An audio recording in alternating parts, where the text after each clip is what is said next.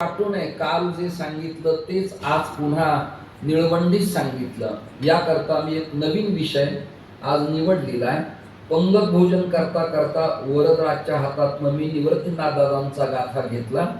अक्षर प्रकाशन मला चांगलं दिसलं आणि असं पडताळत असताना हा अभंग माझ्या नजरेसमोर आला आणि अचानक मी हा अभंग आत्ता क्विक निवडलेला आहे. म्हणजे प्रामाणिकपणे सांगतो, माझ्या सुद्धा पाठ नाही, पण पाठ नाही म्हणून नित्य नूतन नवीन चिंतन मांडायचे नाहीत का, हा एक प्रश्न आहे. तर मांडायची. नित्य पाठातले अभंग लोकांच्या समोर जाऊन जाऊन टाळकऱ्यांना बुवा काय बोलणारे पाठ झालं. आज या महाराजांचं कीर्तन आहे. अच्छा अच्छा, तो विषय मांडला होता का, मला वाटलंच. असं लोकांची चर्चा ऐकायला मिळते. म्हणून मी फार काही विद्वान पंडित ज्ञानी वेदांती नैयायिक वैयाकरण नाही. माझी अशी संकल्पना आहे की जो अभंग समाजापर्यंत जात नाही तो अभंग देण्याचा प्रयास आणि प्रयत्न संतांच्या आई वडिलांच्या तुमच्या कृपेनं मी करावा असं मला स्फुरलं. आल्यावर मारुतीरायाला मी पाहिल्यावर मारुती या विषयाबद्दल बोलावं अशी मनोकामना तयार झाली. तर हा जॉईंट विषय मी एकत्र असा निवडून तुमच्या समोर काही भावना मांडणार आहे. पखावज वाजवण्यासाठी डाव्या बाजूला महाराष्ट्रातल्या ख्यातकीर्त मृदंग महर्षींच्या पैकी धवण सरेख आचारवान सप्रामाण्यवादी लवचिक विनम्र आणि पोषक साथीच वाजवणारा मनुष्य, त्यांना टाळ्या वाजवून स्वागत आहे. या बाजूला एक महाराज आहेत, त्यांना मी विचारत होतो या दोन फोटोपैकी तुम्ही कोण आहेत, त्यांनाही धन्यवाद देतो. त्याच्यानंतर संवादिनी वादक म्हणून गुरुजींना मी खूप धन्यवाद देतो. रासने गुरुजी नंतर तुम्ही एक गुरुजी छान वाजवता. या भागातले आमच्या बीड प्रभागातले आदरणीय मच्छिंद्र महाराज, त्यांनाही धन्यवाद. मिलिंद बुवांनाही खूप धन्यवाद देतो. आणि अजून एक नाव या बाजूचं राहिलंय, प्रयत्न करतो अक्षर वाचण्याचा, आकाश महाराज, यांनाही धन्यवाद देतो. कळत न कळत कुणाचं नाव माझ्याकडनं राहिलं तर मी क्षमा याचना करतो आणि वेळ वाया न दवडता मला या अभंगावर काही बोलण्याची संधी तुम्ही उपलब्ध करून द्याल अशी भावना करतो. मंडपात शांतता ठेवा. जागा कमी पडली आहे लोकांना, जिथे जागा मिळेल तिथे ऍडजस्टमेंट करा. कमी वेळेत कीर्तन आपण करू. आता 9 ते 11च कीर्तन आहे का 8:30 ते 10:30 आहे? 8:30 ते 10:30, 9 ते 11. 9:45ला मला तू घड्याळ दाखव मोबाईल मधनं, म्हणजे मला कळेल की माझा काळ संपत आलाय. परमार्थात संसारात राजकारणात कळलं पाहिजे की आपला काळ संपत आलाय. विठ्ठल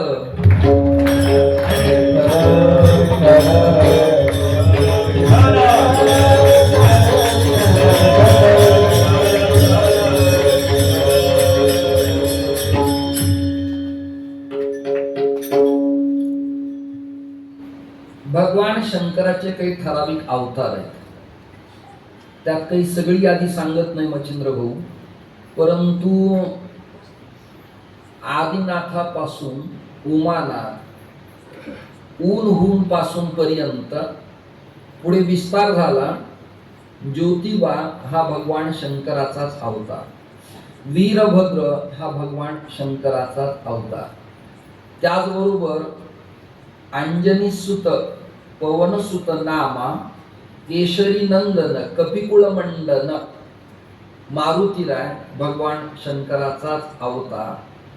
आत्रींना जी पुत्र झाले ब्रह्मा विष्णू महेश, त्यातला एक मुलगा शंकराचाच अवतार. प्रतिपचंद्र लेखे व वर्दी विष्णू वंदिता शहासिंह शिवशेषा मुद्रा भजराय राजते.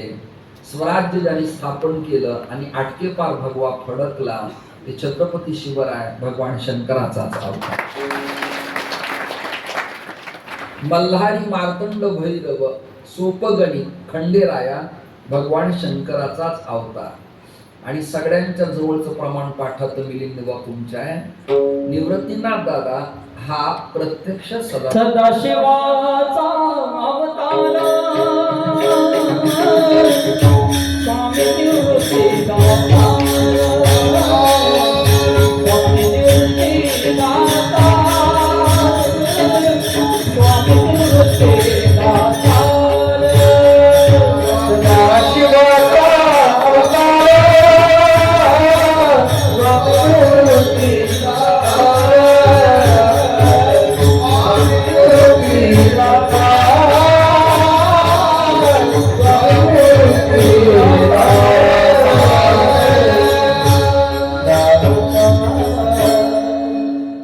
शब्दाचा अर्थ आहे सातत्याने, कायम, नियमित.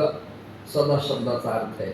आणि सदा शब्द जर उलटा केला तुम्ही, सदा सदा सदा उलटा करा की, सदा दास हा भाव ज्याचा तो सदा.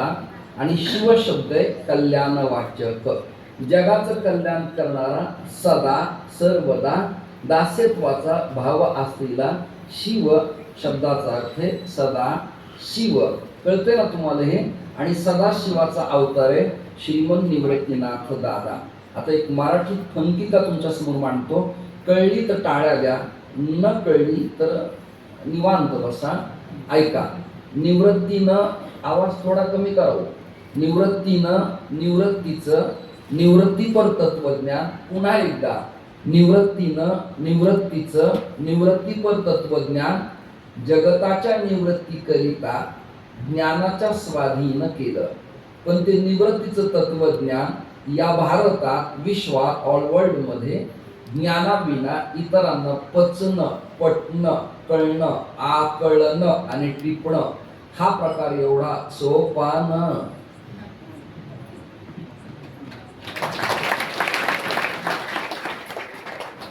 हायुजी लागतं ती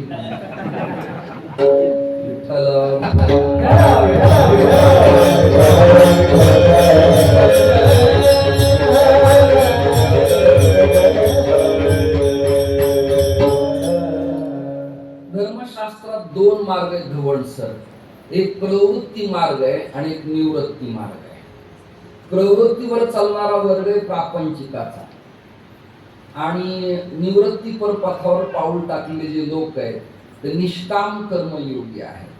म्हणजे संतांचा जो संकल्प आहे तो निष्कपट, निर्वैर, समदर्शी आणि निष्काम संकल्प आहे. प्रापंचिकाचा संकल्प आहे वाढावे संतान, गृही व्हावे धनधान्य. हा अभंग वेदमंत्राचं ट्रान्सलेशन आहे.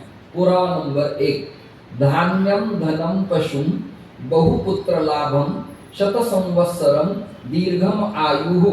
हा वेदमंत्र आहे आणि त्याचं ट्रान्सलेशन आहे प्रापंचिकाची इच्छा आहे वाढावे, मुलं मुली व्हाव्यात, धन धान्य हे सगळं वाढावंच वाटतं प्रापंचिकाला. त्यामुळं सप्तशतीचे पाठ, यज्ञयागादी क्रिया कर्म, नर्मदेची परिक्रमा, दिंडीत जाणं, स्तोत्र वाचन करणं, यात त्यांना जरी इंटरेस्ट असला तरी त्यांचा एक दडलेला स्वार्थ आहे की यातनं काहीतरी मला मिळेल. म्हणजे केलेली सेवा सकाम आहे का निष्काम आहे याचं उत्तर तुम्ही मला द्यायचंय. याचं उत्तर आहे ती सकाम आहे. आणि महाराष्ट्रातल्या, भारतातल्या, जगातल्या साधू संतांची जी मनोकामना आहे ती निष्काम आहे. निष्काम निर्वैर प्रेम करणारा नाथ पंथातला मास्टर माइंड श्री गोरक्ष नाथांच्या कृपा आशीर्वादानं अभिषिक्त गहिणी आहे. गहन अवघड गुज न कळणार, अडकलीलं दडकलीलं झाकलीलं, अगम्य अगोचर अनंत अमाप. किती व्याख्या सांगू तुम्हाला एका शब्दाच्या. असं गहन म्हणजे अवघड. आपण बोलतो की नाही, अहो त्यांनी काल कीर्तन केलं पण फार गहन विषय मांडला, म्हणजे अवघड अवघड. गहिणी असेल अवघड आहे. आणि ते राहतात नाशिक जिल्ह्यात. कुठे? अनुपम शिलीवर, कुठेतरी अंबा, त्याचं नाव त्रिकंटक नगर. तुमच्या पाठातलं नाव आहे त्या पर्वताचं. काय नाव आहे? तुम्हाला आवाज येत नाही. काय नाव आहे त्याचं? ब्रह्मगिरी. माझ्या अभ्यासात परशुराम कल्पसूत्र नावाच्या ग्रंथात नाव त्या पर्वताचं कौलगिरी पर्वत. काय नाव आहे?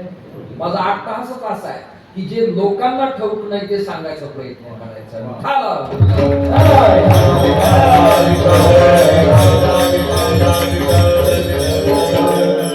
काय झालं? भगवान दत्तात्रेय आणि रेणुकेचा पुत्र जमदग्नीचा मुलगा भगवान परशुराम हे त्रिंबकला पर्वताच्या रांगेत आले.